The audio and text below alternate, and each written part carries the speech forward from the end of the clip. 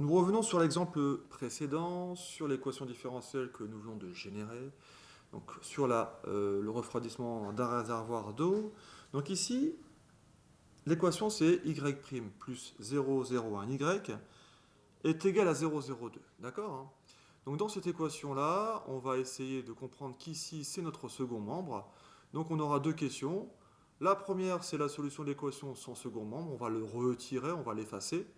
Et dans la deuxième, on aura une solution particulière qui permettra de retomber sur cette fameuse solution. Donc la solution, donc c'est le second membre. D'accord, hein. Donc on l'a dit, rappelez-vous dans les généralités, on avait dit que cette fonction-là serait proposée sur un plateau. Bah là voilà, on vous propose 20. Et c'est 20 que vous devez vérifier pour retomber sur ce second membre. On va y aller étape par étape. On va d'abord résoudre celle-ci, puis celle-ci. Donc ici, nous sommes dans la solution sans second membre. Je vais l'écrire. Qui dit sans second membre dit que j'enlève cette partie ici. Donc j'aurai y' plus 0,001y est égal à 0. D'accord, hein. Donc j'enlève le second membre. Remarquez une chose, c'est qu'ici, pour moi, on va dire que c'est un peu la carrosserie de notre équation différentielle. Maintenant, vous pouvez prendre n'importe quelle équation différentielle. Si elle s'écrit comme ça, sans le second membre, elle aura toujours le même type de solution. Donc on va pouvoir parler d'une solution générique. Donc la solution homogène, entre guillemets, hein. Peu importe ce que vous mettez, pourquoi je dis carrosserie, peu importe ce que vous mettez dans la voiture, l'équipement que vous mettez, fauteuil cuir, peu importe, voilà, hein, c'est à votre image. La carrosserie, l'extérieur sera toujours le même. On va reconnaître quel est le type de voiture. D'accord. Donc c'est exactement ça. Donc ici, on a un type de carrosserie qui correspond à notre équation différentielle. Alors forcément, dès qu'on a une solution, elle sera générale pour toutes les équations qui ressemblent à ça. Si on y va, on va essayer maintenant de déterminer ce qui qualifie notre équation. Donc c'est ce fameux 1 et ce fameux 0, 0, 1. D'accord. Ça, pour moi, ce sont la valeur de A, donc qui est égale à 1, et la valeur de B, qui est égale à 0,001. Donc vous avez remarqué, j'ai mis le 1 qui n'existait pas. Si j'ai pas de coefficient devant y', c'est forcément que c'est 1. D'accord.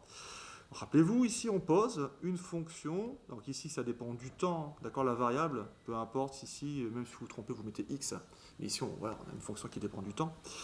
Nous avons b sur a qu'on pourra écrire 0,001, la valeur de b, divisé par 1, ce qui nous donnera 0,001. C'est facile. On primitive, donc on cherche la primitive de cette fonction-là. La primitive de cette fonction-là, je l'appellerai grand G de t. Et en fait, c'est la primitive d'une constante, c'est forcément la constante auquel on va lui affecter la variable. Donc ça sera 0,01t. Si je dérive ça, je retombe sur ça. Maintenant, vous pouvez marquer directement la conclusion de notre équation, hein, donc la solution sans second membre. Pourquoi? Parce qu'elle est toujours identique. On dira que la solution homogène est f0 de t qui sera égal à k exponentielle de moins la primitive. D'accord, hein. Donc ici la primitive c'est 0,001t. Voilà, donc ça c'est toujours vrai. C'est toujours, vous voyez la fameuse carrosserie que je vous donne, hein, et ben ça vous donnera toujours ce type. Il n'y a que ça qui va changer. Pourquoi? Parce que ça dépendra des coefficients a et b que vous avez donnés dans votre équation différentielle.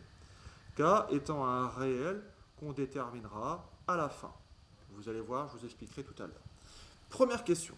Deuxième question, on vous donne une solution particulière. Cette solution, la voici, d'accord, c'est h de t égale 20. On vous demande de vérifier que ça fonctionne. C'est marqué vérifier. Donc vérification, donc l'idée c'est de l'injecter dans notre équation différentielle, qui je le rappelle est y' plus 0,001y est égal à 0,02. Donc l'idée c'est, si maintenant je remplace h' y' par h', voilà, et je remplace y par h, en respectant les coefficients de mon équation différentielle, celle de mon exercice, d'accord, donc c'est-à-dire que je vais faire une fois h' plus 0,01 fois h, si par le calcul je retombe sur 0,02, j'aurai forcément gagné, c'est-à-dire que j'aurai vérifié que ma fonction h est bien la solution particulière. Voilà, on y va. Hein. J'ai ma fonction h qui est égale à 20. On trouve la dérivée. Elle est très simple ici, donc on dérive h qui est égal à 20. La dérivée, c'est h'. Si je dérive 1, j'obtiens 0. La dérivée, c'est 0. Alors faites attention, ici c'est un exemple très simple, on peut avoir des fonctions qui sera la solution particulière, donc une fonction UV, U sur V, enfin peu importe, une fonction exponentielle, tout ce que vous voulez. Donc là forcément il faudra utiliser la technique de dérivation. Là, celle-ci est très simple, j'obtiens mon candidat H et j'obtiens mon candidat H'. Maintenant je vais les utiliser dans mon équation. Donc c'est-à-dire que H' je le remplacerai par mon 0. Donc je fais une fois la fonction h' qui est 0, plus 0,01 fois, je n'oublie la fonction, ouais, j'ai oublié ça, la fonction h qui est exactement 20. Voilà. Si je simplifie, ça me donnera exactement 0,02. On analyse. J'ai ça en second membre.